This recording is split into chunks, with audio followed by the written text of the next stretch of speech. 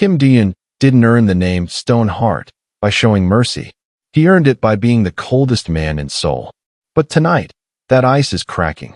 On the frozen bank of the Han River, a small hand in a red glove slips from the icy ledge. The boy doesn't scream. The river swallows the sound. The men who pushed him are already walking away. They don't notice the man in the dark navy coat standing beneath the bridge. He watches. He waits. And then, he moves. The water bites like glass as he dives. When he pulls the child from the current, the boy's gold locket glints against the snow. The crest is unmistakable. In that moment, the man realizes something dangerous. He has just saved the only thing the coldest man in Seoul has ever loved. Kim Deon didn't earn the name Stone Heart by accident. He earned it through a decade of calculated silence and the kind of violence that left no room for witnesses. To the underworld of Seoul, he was a ghost in a charcoal overcoat, a man whose presence alone could make the temperature of a room drop 10 degrees. He moved through the city with the systematic precision of a hunter, his eyes scanning every space for danger, reading people like blueprints. He was a man who never asked for anything because he simply took what he required, backed by an inherited empire built on the cold logic that vulnerability was a liability. He had spent years dismantling his own emotions, brick by careful brick, until there was nothing left but the stone heart the world feared. But as his black sedan tore through the slush toward the Han River, that legendary composure was gone. For the first time in 10 years, the calculation had failed. The reports from his security detail were a jagged mess of half-truths and panicked apologies. His son, Min Seo, hadn't just been lost, he had been taken. And worse, he had been taken by the very men paid to be his shadows. Dean gripped the leather upholstery until his knuckles turned white, the image of his son's small, red-gloved hands haunting his vision. Min Seo was a child who found safety in ordered systems and dinosaur names. A boy who was usually very obedient, because he had learned that expressing needs directly to a father made of stone never worked. The realization hit Deon with the force of a physical blow. He had provided everything for his son: security, wealth, a penthouse made of polished stone, but he had failed to provide warmth. He had grieved for his late wife in a place where the boy couldn't see, effectively leaving Min Seo to process his own nightmares in solitude. By protecting himself from the pain of the past, Deon had built a wall so thick that his own son had to walk 2 kilometers through sub-zero temperatures just to find a flicker of human connection. The convoy screeched to a halt at the riverside. Deon stepped out into the biting January air, his breath hitching as he saw the disturbed snow near the water's edge. The stone heart wasn't just cracking, it was shattering. The powerful crime boss who had never shown a hint of desperation was now a father looking at a freezing river, realizing that his empire was worthless if it couldn't keep a 6-year-old safe. He looked at his men, his gaze raw and lethal. If Min Seo was gone, there wouldn't be enough charcoal overcoats in the world to hide them from what he would become. But as he moved toward the embankment, he saw the one thing he didn't expect: a man in a navy coat kneeling in the slush, holding a small, shivering bundle against his chest. The rivalry, the blood, and the 10 years of hatred vanished in an instant. In that moment, the most dangerous man in Seoul didn't see an enemy. He only saw the man holding his entire world. Lee Jae-hyun didn't have time to process the irony of holding Kim Do-yoon's world in his arms. The 3 men who had been walking away turned back, their laughter dying as they saw the wrong man kneeling by the river. They didn't recognize Jae-hyun's face, but they recognized the threat in his posture. The lead assassin reached for a concealed weapon, but Jae-hyun was faster, driven by a decade of honed survival instincts. He didn't let go of the boy. Instead, he shifted his weight, using his body as a shield. With a single, explosive movement, he swept the legs of the first attacker, the sound of bone hitting frozen concrete echoing across the quiet bank. The second man lunged with a blade, but Jae-hyun caught his wrist, the cold steel inches from the boy's knit beanie. He twisted the arm until the weapon clattered onto the ice, then delivered a strike that sent the man sprawling into the slush. These weren't just common thugs. They were professionals, traitors from within Dyun's own ranks, and they were desperate to finish what they started.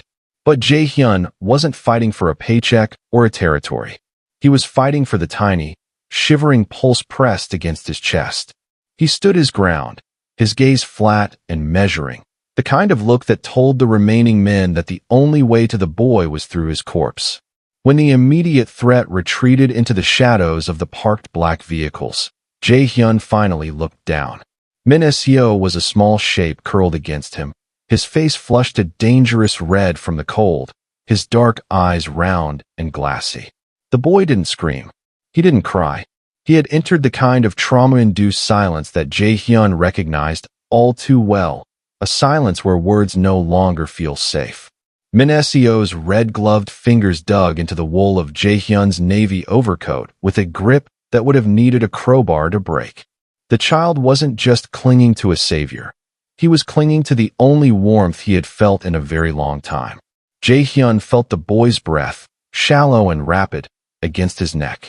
He realized then that Min Seo was a child who'd learned that trust wasn't freely given. The boy watched Jae-hyun's face carefully, reading the emotional terrain with the systematic precision he had likely inherited from his father. Jae-hyun unzipped his coat further, pulling the child deeper into his own heat, whispering, "I've got you. You're okay." As the sirens began to wail in the distance and Duyun's convoy closed the gap, Jae-hyun felt a strange, aching familiarity in his chest.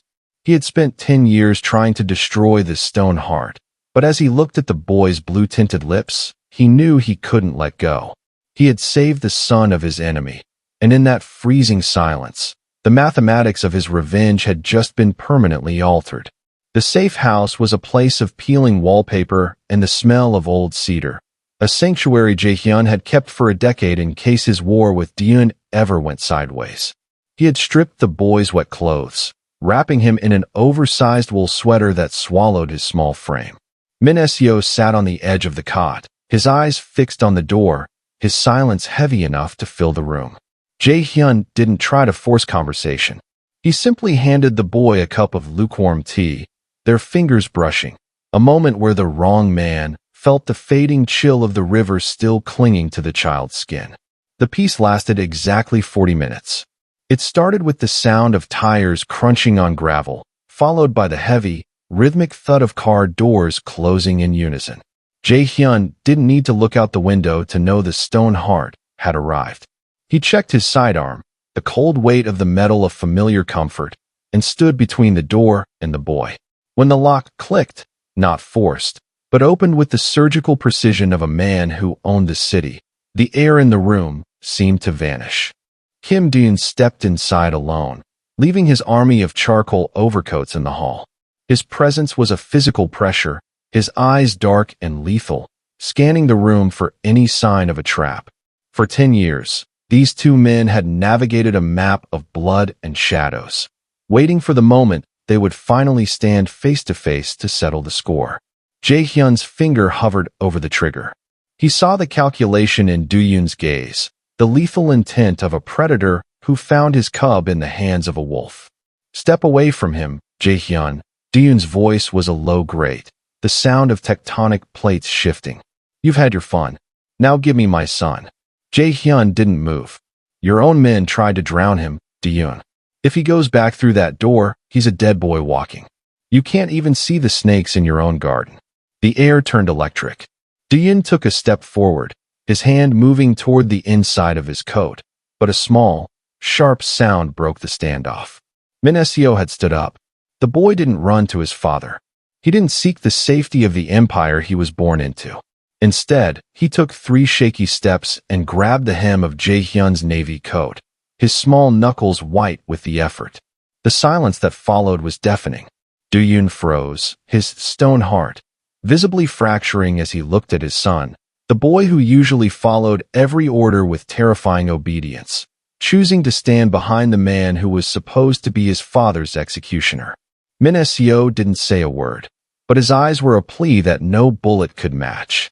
He wasn't choosing a side in a gang war. He was choosing the only person who had jumped into the ice when everyone else was walking away. For the first time in his life, the most powerful man in Seoul found himself powerless, standing at the door of his enemy, realizing that his son's trust was the only thing his money couldn't buy back. The tension in the room didn't evaporate. It settled into the floorboards like a heavy, poisonous fog. Dian didn't reach for his weapon. Instead, he watched his son's small hands gripping the navy wool of his enemy's coat, and for the first time, the stone heart looked older than his years. He signaled his men to remain in the hall and closed the door, the click of the latch sounding like a gunshot in the silence. Minicio, exhausted by the trauma and the warmth of the tea, eventually succumbed to a heavy, fitful sleep on the cot, his fingers still curled into a loose fist near Jaehyun's sleeve. Only then did the two men move to the small kitchen island, the distance between them measured in decades of blood and a single, shared realization. Jaehyun slid a folder across the scarred wooden surface, evidence he had spent the last 3 hours pulling from the encrypted comms of the men he'd neutralized at the river. Dian looked down at the names, his face turning into a mask of redirected fury. It wasn't a rival gang that had tried to drown his legacy.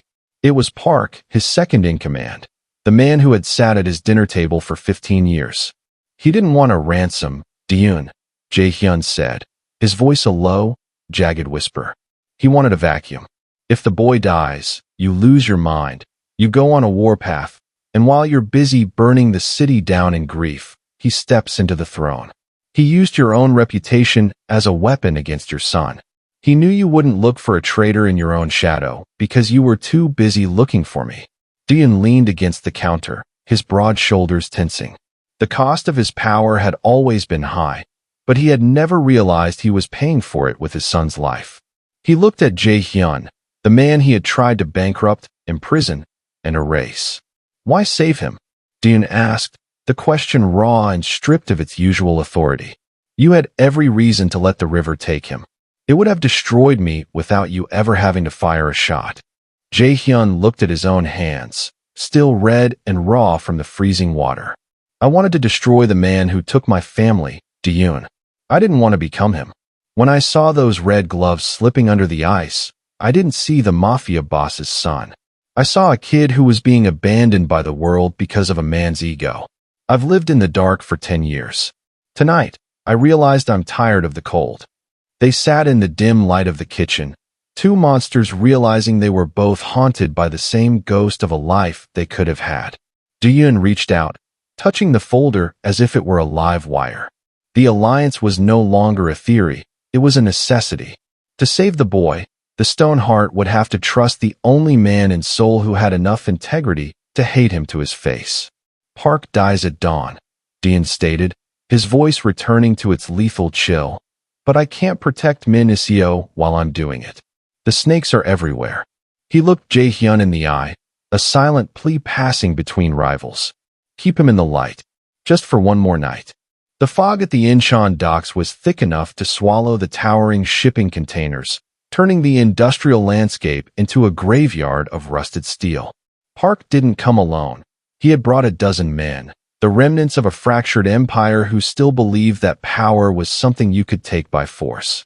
In the center of the clearing, under the flickering hum of a yellowed street lamp, Minicio stood small and shivering, his red-gloved hand still tucked into the pocket of Jaehyun's navy coat. Dian stood 10 paces ahead, his silhouette a jagged blade against the mist. The Stoneheart was back, his face a mask of lethal calculation, but his eyes kept darting back to the boy, the only variable he couldn't control. You're a ghost, Dian. Park's voice echoed from the shadows, mocking and cold. You've gone soft for a brat who doesn't even speak. The city needs a king, not a grieving father. The air shattered. Gunfire erupted with a rhythmic, terrifying precision. Dian moved with the grace of a predator, his own weapon roaring as he drew the attention of the traders, a one-man diversion designed to clear a path for the exit. But Park wasn't looking at the king. He was looking at the air. From behind a stack of pallets, a muzzle flash sparked, aimed directly at the small, unmoving shape of Minicio. Jae-hyun didn't think about the 10 years of hatred. He didn't think about the justice he had been denied. He only saw the boy who had learned that trust wasn't freely given. In a single, desperate stride, Jae-hyun threw himself across the wet concrete, his body an anchor between the bullet and the child. The impact was a dull, sickening thud that stole the air from his lungs. The world tilted, the freezing ground rushing up to meet him as a bloom of heat spread across his shoulder. The silence that followed was more violent than the noise. Do-yoon froze. He saw his enemy slumped over his son, shielding the boy's head with his own blood-stained hands. In that moment, the stone heart didn't just crack, it disintegrated. A raw, guttural roar ripped from Do-yoon's throat, a sound of pure human agony that no one in the Seoul underworld had ever heard. He stopped calculating. He stopped being a boss. He became a force of nature, moving through the remaining traitors with a terrifying, unhinged desperation until the docks were silent once more. When Do-yoon reached them, he dropped to his knees in the slush, his expensive overcoat soaking up the red-tinted water. He reached for Jae-hyun, his hands trembling, the first time those hands had ever shaken. "Why?" he choked out, the word breaking in his chest. Jae-hyun looked up, his breath hitching, his eyes finding Min Seo, who was miraculously untouched. "Because he deserves to be warm," Jae-hyun whispered. As the sirens began to wail in the distance, Do-yoon didn't pull away. He held both of them, his rival and his son, against his chest, finally realizing that the only thing stronger than a stone heart was one that was willing to break for someone else. The snow falling over Seoul a year later didn't feel like a shroud. It felt like a beginning. The Han River still flowed, dark and constant, but the jagged ice at its edges no longer looked like a trap. For Lee Jae-hyun, the winter had lost its bite. He stood on the balcony of his new apartment, the navy overcoat he'd worn that night cleaned of blood, but still carrying the weight of the memory. He was a man who had spent a decade fueled by the heat of a grudge, only to find that peace was much quieter and much warmer than revenge could ever be. The scars on his shoulder occasionally throbbed when the temperature dropped, a physical reminder of the moment he chose a child's life over a rival's death. But the nightmares had stopped. In their place was the steady, mundane rhythm of a life lived in the light. He had stepped away from the shadows of the underworld, trading the pursuit of Stone Heart for the pursuit of his own forgotten humanity. A sharp, familiar chime at his door broke the silence. When Jae-hyun opened it, there was no assassin waiting in the hallway, no men in charcoal coats looking for a fight. Instead, a courier handed him a thick, cream-colored envelope. Inside was a simple, gold embossed card.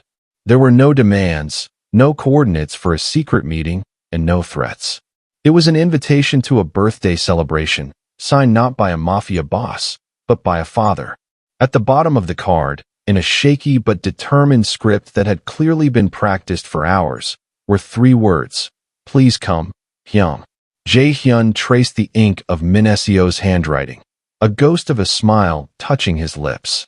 He thought of the boy who had once been traumatized into a frozen silence, now a child who went to school, who laughed at dinosaur jokes, and who no longer looked at the river with fear.